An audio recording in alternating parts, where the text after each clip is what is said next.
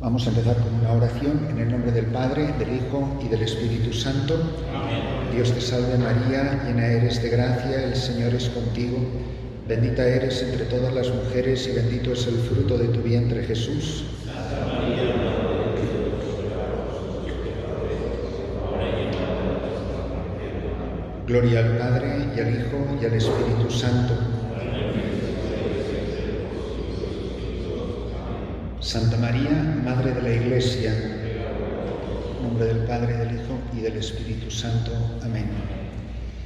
Como introducción a los ejercicios espirituales de este nuevo curso 2024, me gustaría sobre todo empezar recordándoles algo que de sobra sabemos los que llevamos ya muchos años de ministerio y los que pues llevan menos, pero todos lo vamos descubriendo antes y después, y es que la vida no se repite, Dios no se repite, las gracias de Dios no se repiten. Vivimos la vida como una perpetua novedad. Sabemos de dónde venimos, sabemos a dónde vamos y queremos llegar. Y esto no es como se hacía en tiempos de cuando yo era pequeñito y ponían en la televisión para fomentar el deporte, lo que importa es participar. Aquí lo que importa no es participar, hermanos, aquí lo único que importa es ganar. Lo dice San Pablo, la corona que no se marchita. Y queremos ser hombres de Dios que han corrido bien su carrera y que han ganado el premio. La corona que no se marchita. Bien sabemos que a lo largo del sacerdocio hay muchas coronas que se marchitan. Pueden parecer muy eclesiásticas, pero no son siempre eclesiales.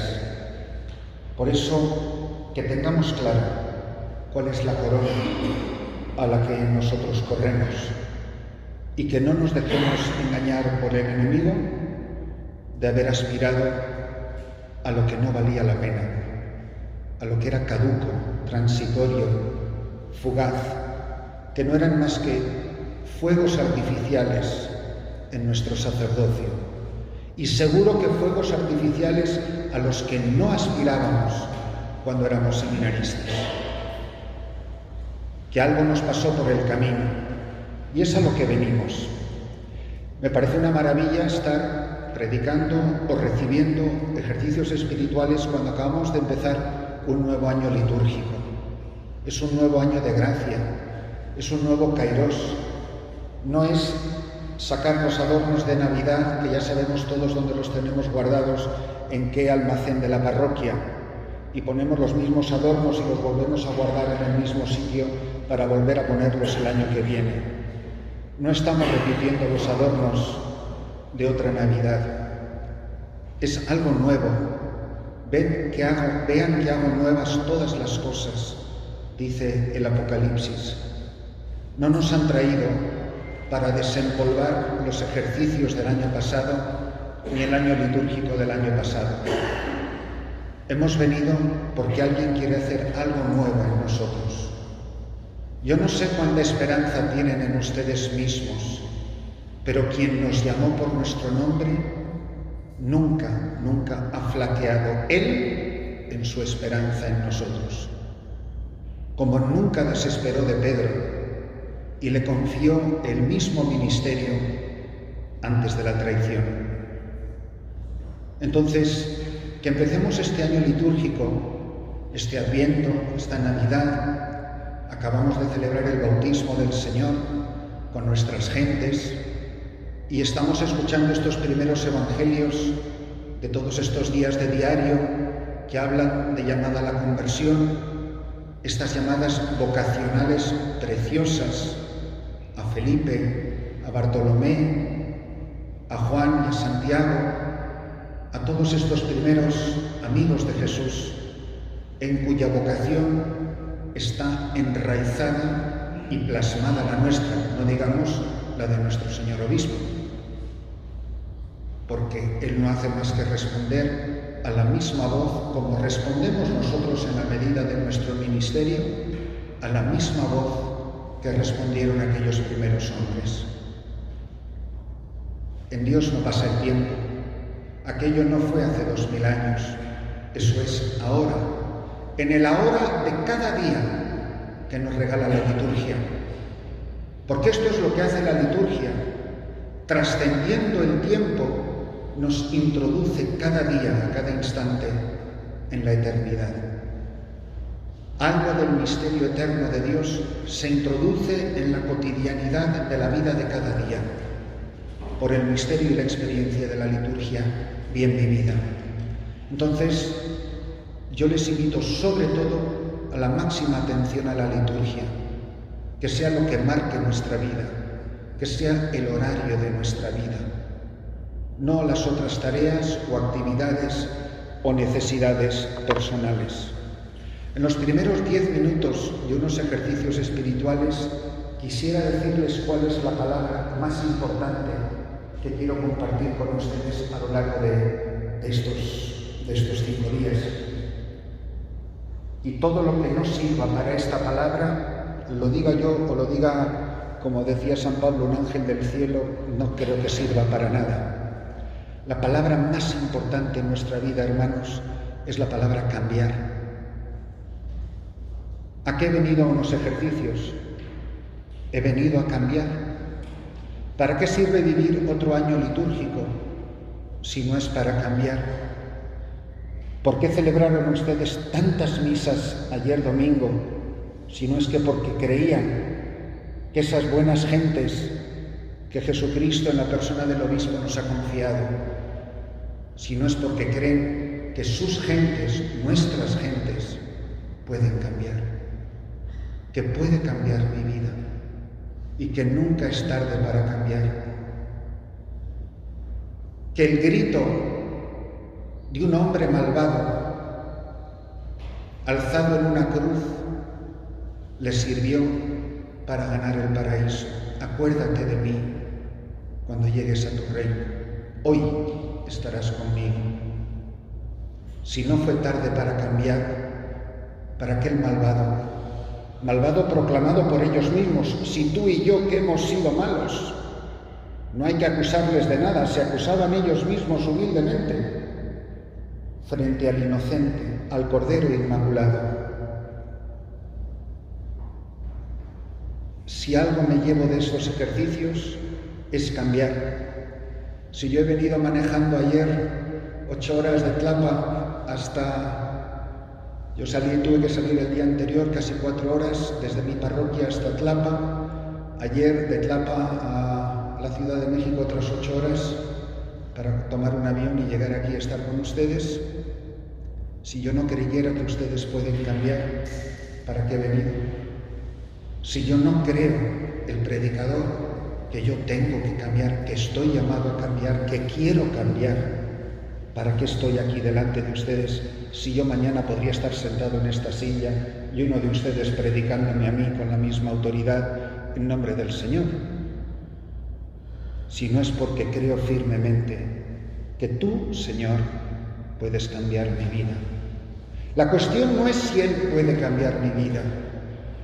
¿Cuántas veces los milagros no ocurrieron por su falta de fe, dice el Evangelio? ¿O cuántas veces preguntó Jesús, ¿tú crees que yo puedo hacerlo? Y todo el ejercicio del ministerio nuestro no consiste precisamente en cambiar cosas. Tienes al acólito que te trae al altar una vinajera, el cáliz con una forma que si le quisieran poner un valor económico a ese trocito de pan sin levadura y a ese poquito de vino no valdría nada. Y lo que tú vas a repartir es el cuerpo y la sangre del Señor Jesús. Y quien pudo cambiar un pedazo de pan en su cuerpo y en su sangre por tus manos y las mías, no me va a poder cambiar a mí. Pero es que además yo comulgué ayer para cambiar y distribuí abundantemente la comunión para cambiar. Ni estaba repartiendo galletitas, ni estaba dando un premio a la bondad y a la santidad de mis feligreses. Una palabra tuya bastará para sanarme, bastará para cambiarme. La cuestión no es si Él puede cambiarme o no puede cambiarme. La cuestión es si yo quiero cambiar.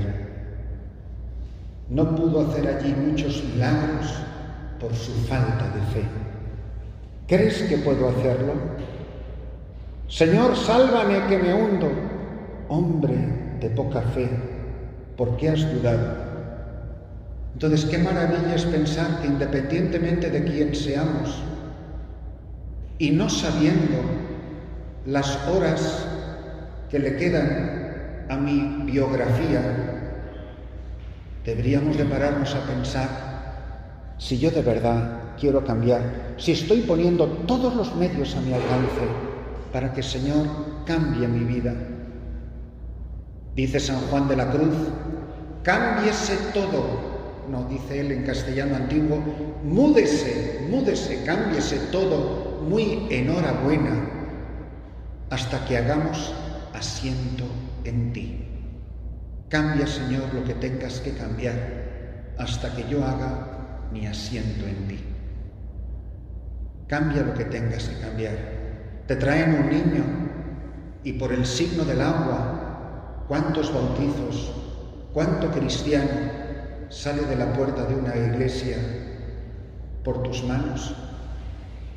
Y no nos ha conmovido tantas veces las lágrimas de tanta gente que ha llorado en un confesionario, en una confesión. ¿No les ha pasado a ustedes como sacerdotes, a mí tantas veces, que me ha dado tanta vergüenza confesar a gente que cuando se va de tu presencia te quedas pensando, Dios mío, ¿qué daría yo para tener la humildad de este hombre o de esta mujer? Para decir las cosas con la misma sencillez que las ha dicho ese pobre hombre y esa pobre mujer, que llegó hundido en el fango y se va hijo de Dios. Y no nos conmueve la humildad del pueblo santo de Dios. ¿Cuántas veces no tendríamos que pedir un poquito de la humildad y de la confianza que la gente tiene en ti? A mí es una de las cosas que más me admira de este país, muy a diferencia del mío, se lo puedo asegurar, es la confianza de la gente en sus sacerdotes, en sus pastores. Es conmovedor. Sobre todo a los que no somos de aquí nos deja, ¿verdad? A lo mejor para ustedes están acostumbrados, pero para los que venimos de fuera les aseguro que nos deja muy, muy impactados. Entonces, todo eso que pasa en la vida cotidiana de la parroquia, todo eso es cambiar. Toda la labor de un obispo en una diócesis, con los colaboradores que tiene, es para que la gente cambie, no para entregar al que venga después lo mismo que le entregaron a él, que así es como se van edificando las iglesias y así es como se edifica la iglesia cuerpo de Cristo, que todos vamos sumando y añadiendo a la labor de los que vinieron antes que nosotros. Y por otra parte, y créanme que no soy una persona dada al terrorismo espiritual, ¿y cuándo van a ser la última vez que yo haga ejercicios? Aquí puede que haya algunas sillas vacías, bueno, pues porque hay gente que no ha venido. Y puede que haya sillas vacías porque hay gente que está en el cementerio. Y hermanos nuestros que ya nos han dejado, y a lo mejor nos han dejado a una edad más joven que nosotros, y ya no están. ¿Cuándo son mis últimos ejercicios? Una tanda de ejercicios que prediqué cuando yo era muy, muy joven, con 20 y tantos años, de las primeras que prediqué, se las prediqué a hermanas de la Madre Teresa de Calcuta, misioneras de la caridad, en este país que ahora está en conflicto, en el Yemen. Y yo, no tenía ni la menor idea ni cómo se predicaban unos ejercicios. Ahí estaba yo con esas pobres mujeres rodeadas de musulmanes fanáticos. De hecho, ya saben que hace no muchos años tuvieron una matanza horrible en ese país, asesinaron a varias misioneras de la caridad. Y unos meses después de esa tanda de ejercicios, a una de las hermanas la mataron. Yo me quedé pensando, yo sabía, con 20 y tantos años, a una religiosa joven, misionera, en un país dificilísimo, que estaba predicando los últimos ejercicios de la vida de esta mujer. ¿Cuándo será mi última misa? ¿Cuándo será el último momento de mi vida? ¿Y qué dirá el buen Dios de cómo viví el ministerio? Pero Él, dice el apóstol, se fió de mí y me confió este ministerio. La única razón por la que tú eres sacerdote y yo soy sacerdote es porque Él se ha fiado de nosotros. Y solamente porque Él, el buen Dios, cree que yo le amo, es por lo que Él me ha confiado a sus ovejas. ¿Me amas más que estos? Apacienta. Las palabras maravillosas del gran San Agustín: si diligis, pasce. Si amas, apacienta.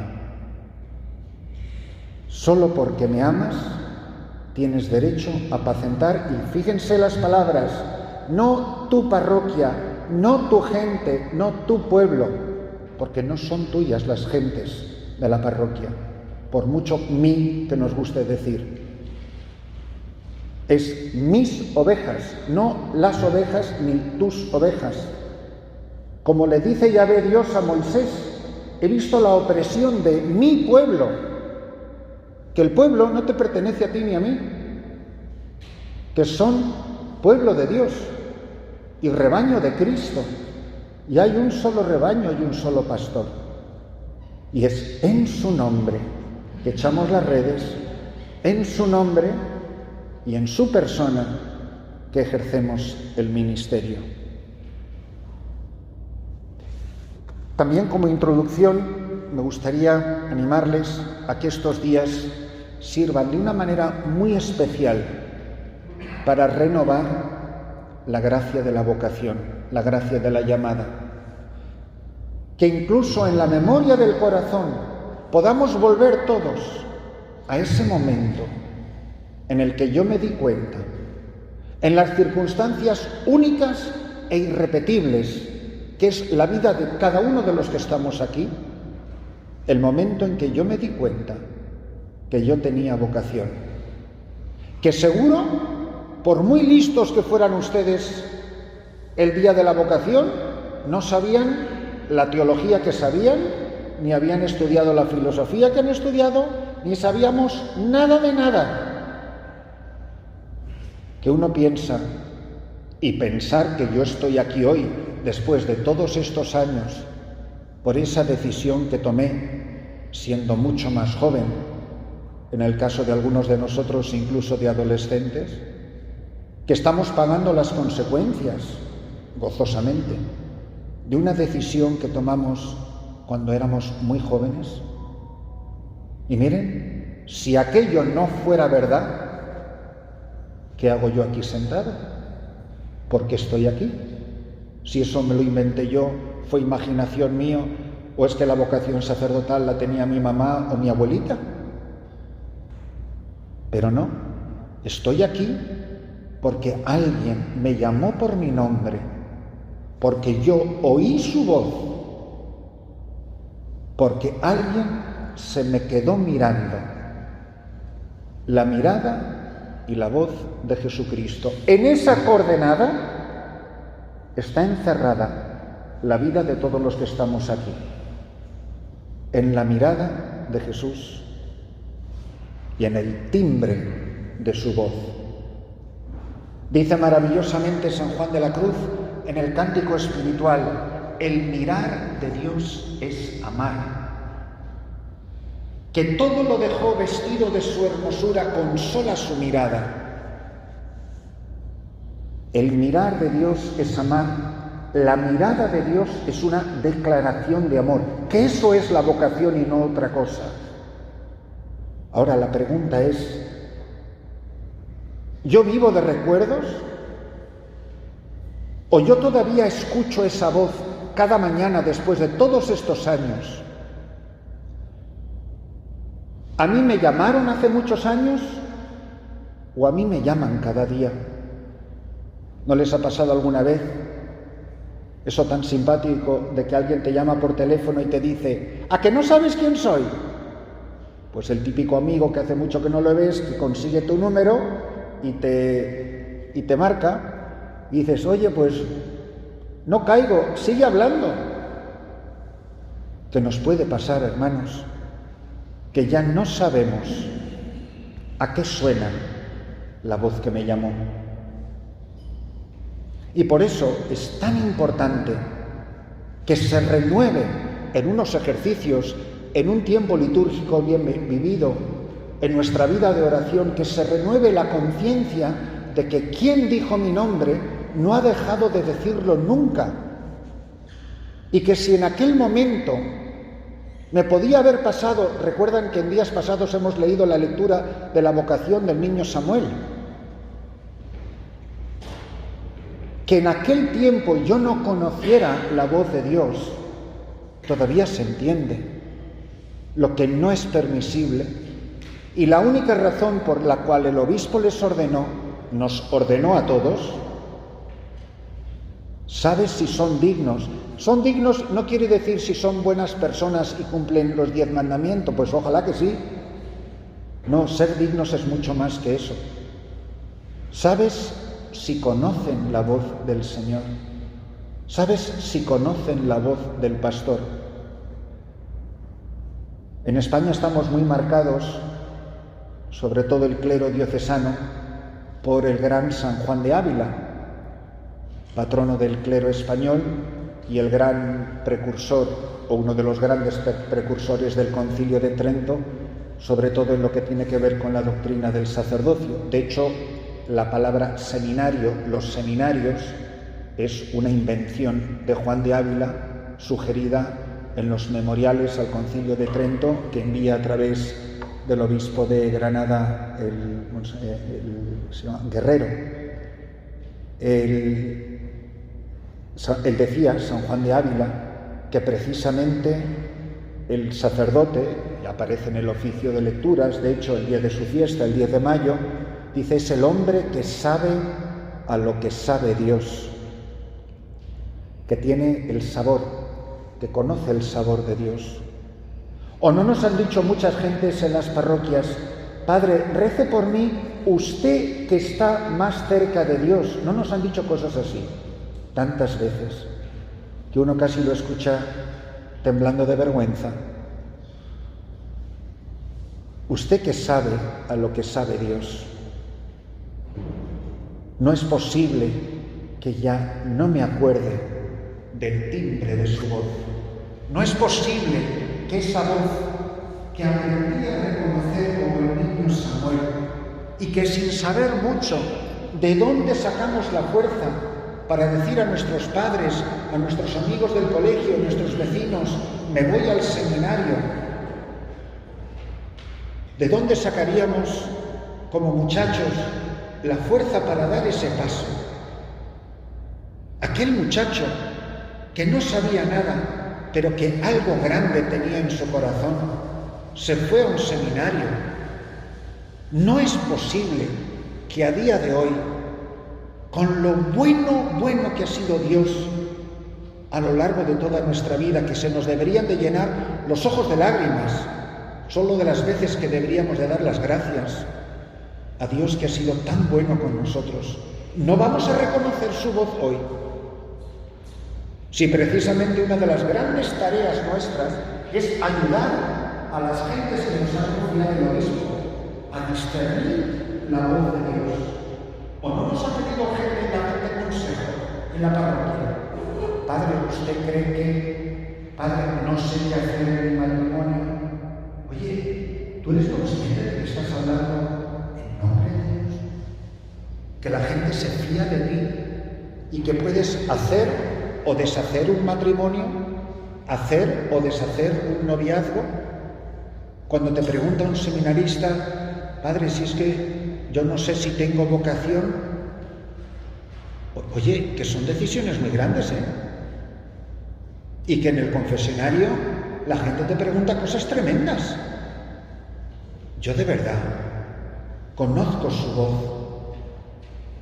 sé a lo que sabe Dios, sigo escuchando cada mañana esa voz, porque miren, la manera más fácil de que uno deje de rezar, ya llegaremos al tema de la oración, la manera más fácil de que uno deje de rezar es que deje escuchar la voz.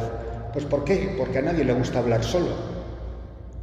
Pero si ya no hay un interlocutor, si mi oración no es una respuesta a una voz previa suya, habla, Señor, que tu siervo escucha. ¿Qué es lo que dice el niño? Aquí estoy, Señor, porque me has llamado. Heme aquí para hacer tu voluntad. Las respuestas diferentes de esas vocaciones preciosas de las que nos habla la palabra de Dios. Si ya no escucho a alguien que me llama, ¿para qué voy a hablar con la pared? ¿Para qué voy a hablar con una cajita de hierro que llaman el sagrario? Si ya no hay nadie.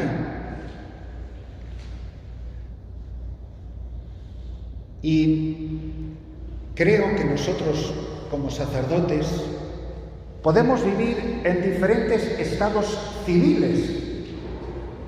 Cada uno sabrá, de los que voy a recitar ahora, en qué estado civil se encuentra. ¿Estoy casado? Es decir, mi corazón tiene dueño. ¿A quién le pertenece mi corazón? Es una buena pregunta para unos ejercicios espirituales, me parece a mí. ¿A quién le pertenece tu corazón? ¿A quién le pertenece lo indivisible del corazón? Eso que cuando se entrega, lo has entregado todo. Hay otros estados civiles. Puedo estar separado. Ya conocemos parejas de separados, ¿no?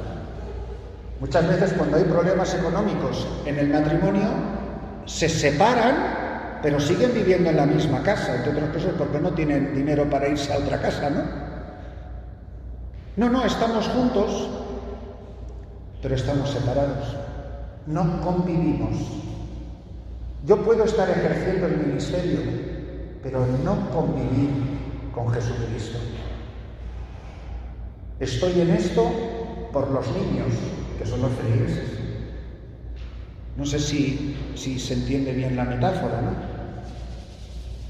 O puedo estar divorciado, otro estado civil diferente.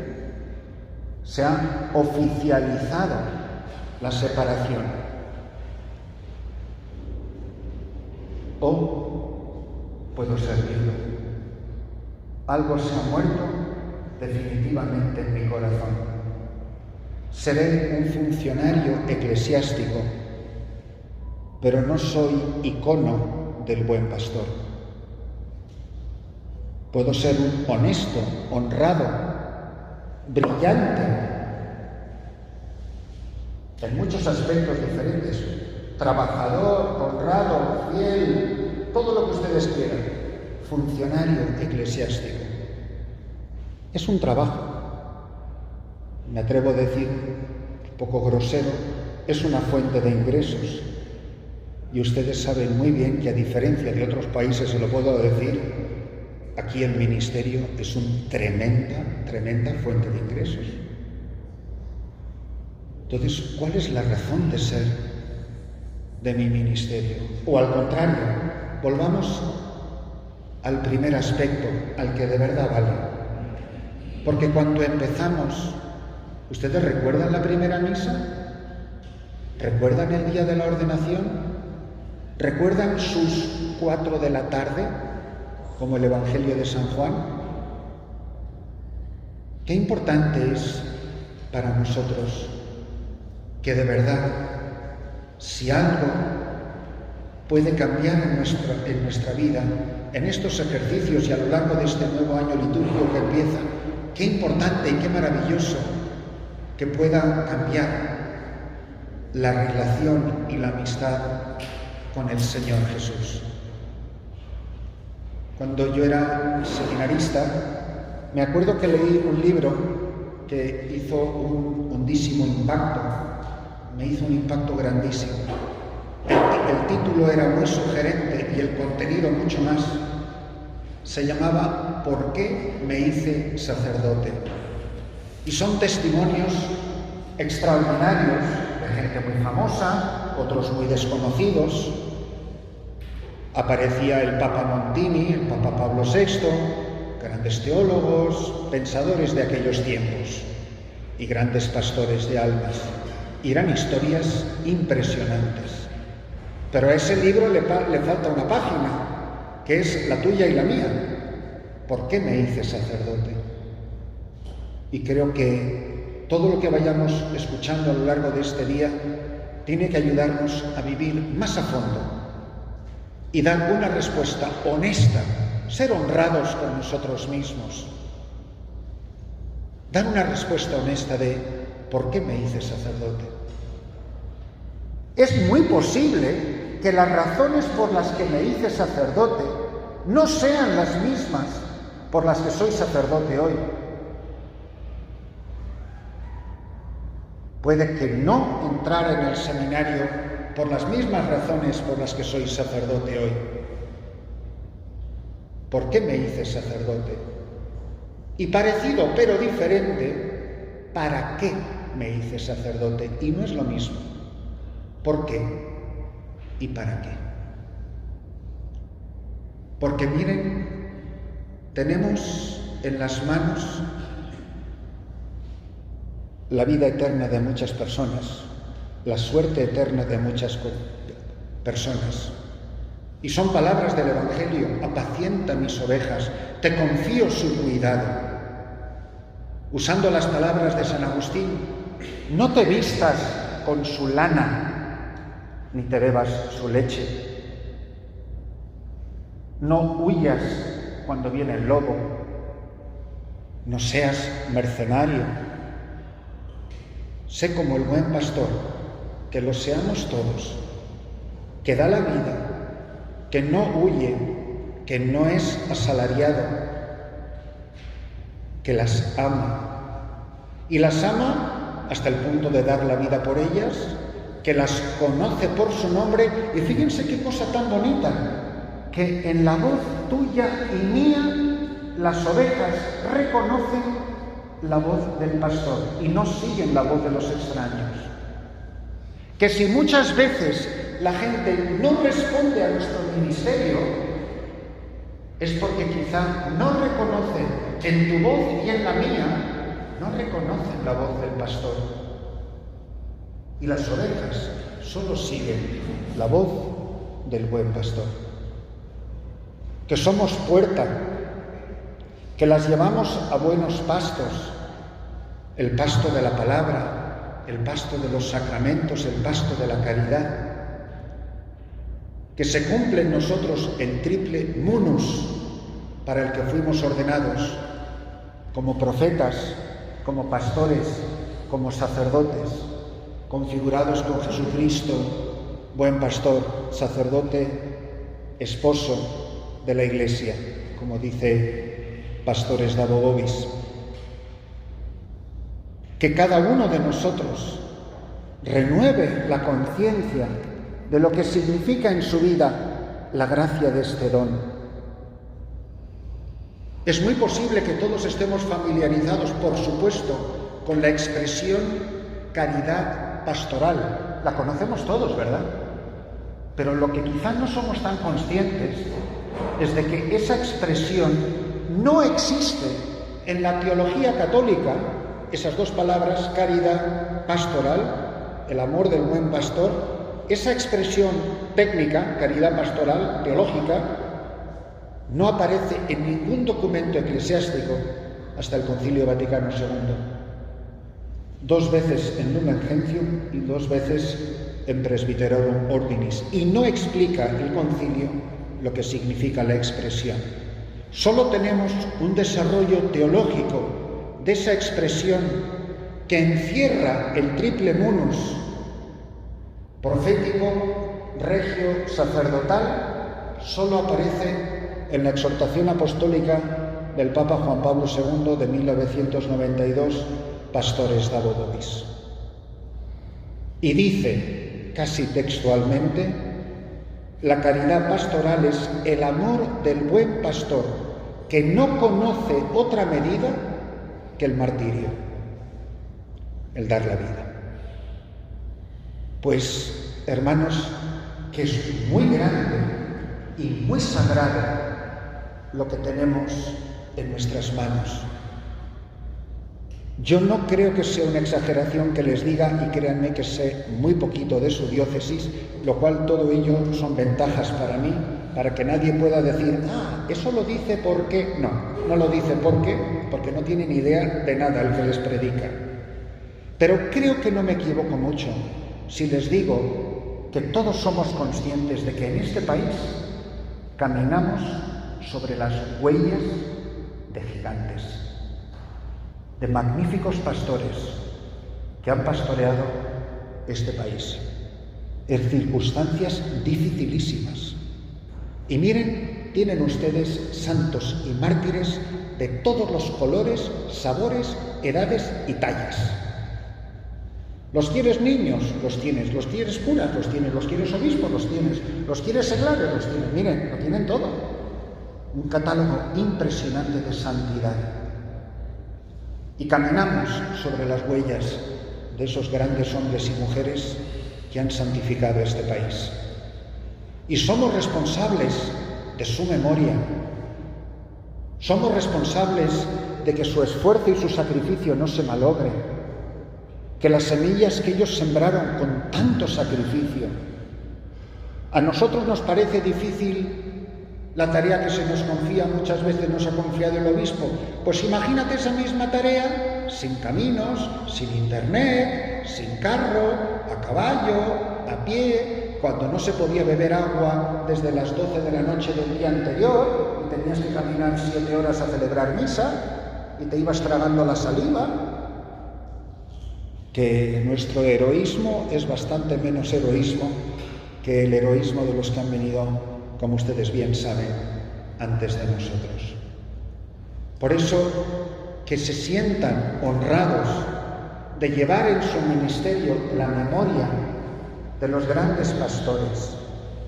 Qué pocos de nosotros hubiéramos estado aquí si de niños no hubiéramos conocido buenos sacerdotes. ¿Cuántas veces el ejemplo de un párroco, de un sacerdote cualquiera, fue la chispa que encendió mi vocación? ¿Cuántos de nosotros entramos en el seminario porque vimos un póster vocacional? ¡Vengan al seminario! ¿De verdad que hemos venido aquí porque vimos un día un papel puesto en una pared? Pues no creo que seamos muchos. Suele ser el valor del testimonio. El testimonio arrebatador de gente enamorada de su vocación. Decía Pascal, hablando de las famosas monjas de Port Royal, decía esta frase terrible: se creen que aman a Dios porque no aman a nadie. Es terrorífica esa frase. Y para ir más o menos aterrizando esta primera charla de introducción, yo les animo a pensar, a preguntarse por su amor a Jesús. ¿Quién es Jesucristo en este momento de mi vida? ¿Quién es Él? ¿Es una persona real? ¿Es una persona viva? ¿Es la persona por quien vivo, por quien soy, por quien hago lo que hago, porque me levanto cada día y quiero dar lo mejor de mí? Una de las preguntas que yo me hago a mí mismo, yo, delante de Él, delante de Jesús, y que es una pregunta que a mí me hace daño del bueno. Yo me pregunto muchas veces si esta mañana que yo estoy aquí delante de ustedes si este es el momento de mi vida en que más he querido a Jesús. O cuando miro para atrás, miro con melancolía, miro con nostalgia y pienso, cuando era seminarista, cuando fui a aquella primera parroquia, yo tenía tanto entusiasmo, tenía tantas ganas de comerme el mundo. De verdad quería rezar, de verdad quería a la gente. Que nos preguntemos en estos ejercicios, ¿qué tal andamos de amor a Jesús? Porque todo lo demás, mis hermanos, el celibato, la pobreza, la obediencia, la oración, nada se sustenta si no está sustentado sobre quién es Jesucristo. Si alguien de tu parroquia te preguntara, ¿quién es Jesús para usted? Honestamente, ¿qué le diría? Y la segunda pregunta, inseparablemente unida a esta, es: ¿y las gentes? Y estoy casi seguro que todos o tienen o han tenido o tendrán labor pastoral directa con feligresía, porque en lugares necesitados tremendamente como los de ustedes, todos tienen que ponerse muchos sombreros diferentes y desempeñar muchos cargos diferentes. ¿Ustedes de verdad quieren a la gente? La gente que tienes ahí cada mañana, la gente que tenías en misa ayer domingo, ¿esa gente qué significa para ti? Es muy posible que a lo mejor no vayas a pasar el resto de tu vida en esa parroquia. Soy simplemente un transeúnte que va de parroquia en parroquia, de cargo pastoral en cargo pastoral. O yo esta gente la quiero. Y si la quiero, ¿cuánto la quiero? La quiero con todo mi corazón. Son la gente. ¿Quién son estas personas, estas vidas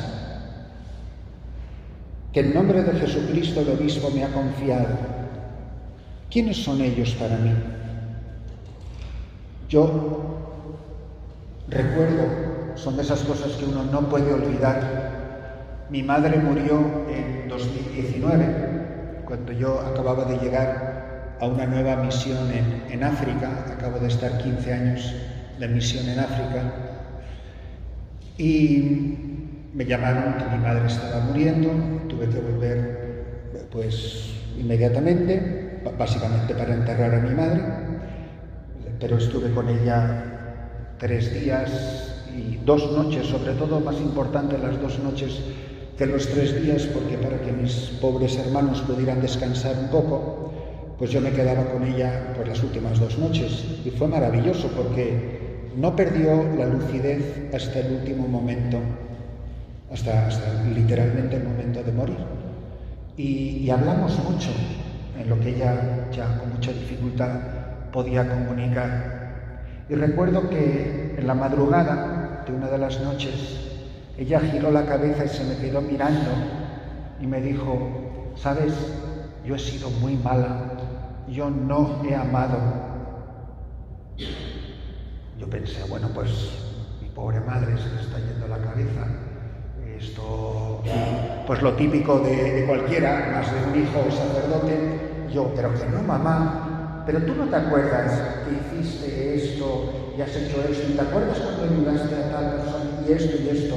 Y cuando yo estaba diciendo esto y esto, me puso la mano en el brazo con la fuerza que tenía y se me queda mirando con la fuerza que las madres nos han mirado tantas veces a nosotros, que a veces nos dicen cosas con una autoridad que no se atrevería ni el mismísimo obispo, porque las madres son las madres.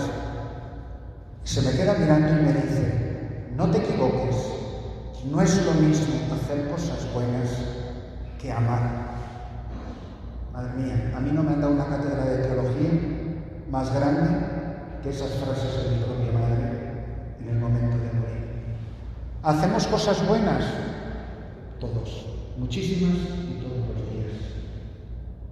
pero aunque hablara las lenguas de los ángeles, que debe ser una cosa bastante buena, y aunque arrojara mi cuerpo a las llamas, que no es lo mismo hacer cosas buenas que hablar. Hacemos cosas buenas por las gentes, montones todos los días. ¿Con cuánto amor las hacemos? Que eso es lo que de verdad importa y lo que queda para la eternidad. Queridos hermanos, que en este primer día, en este primer momento, aprovechemos bien el tiempo, porque les digo que ni este ni ningún otro momento de nuestra vida se va a repetir. La gracia de hoy es única e irrepetible, pero sobre nuestro cambio está edificado el cambio de muchas personas, que si tú y yo cambiamos, podemos tocar la vida de muchas personas que confían en nosotros, que nos han sido confiadas aunque no nos pertenezcan. Y todo depende del amor a Él y del amor a las gentes.